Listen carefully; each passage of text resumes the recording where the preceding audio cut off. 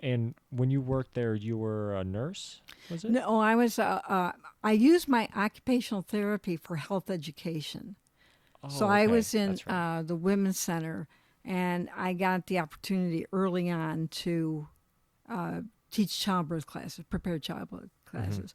I had started doing that some years before. We moved back to, we were from Michigan, but we lived in Colorado, moved back to Michigan, Mm-hmm.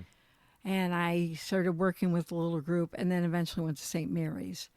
And when I got hired, my boss said, do you want to teach menopause classes? And I was about 42. I go, heck yeah. So I did my homework and it was a support group. It was great. We met once a month. There's no charge. And I taught that for I think 19 or 20 years. And in the meantime, if there was I said you want to do some parenting classes, so we put something together.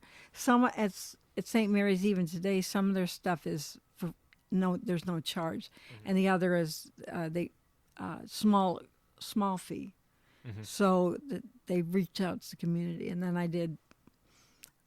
I'd fill in for breast cancer support group. I would oh we'd have tourists come in. They were touring the maternity center, so it's like, and I love that. Mm-hmm. And all we had is my other one was siblings. They're going to have a little baby brother or sister.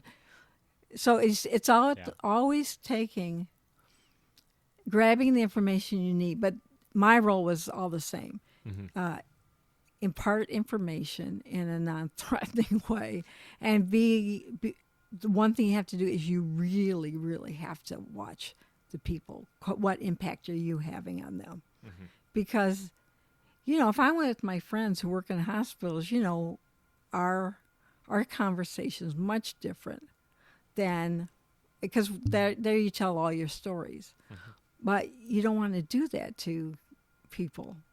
So to be caring, and my job, I don't know everything. My job is to open the door so they feel safe to go to the next person.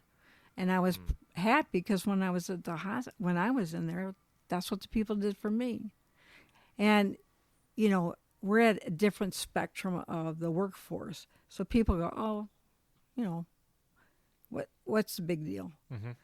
But my pride was that I could tell you what to do if you had a Charlie horse, because believe me, if you're pregnant, you get a lot of those. And Really? if you Yeah. tell the truth about that, then maybe you also know about this. Yeah.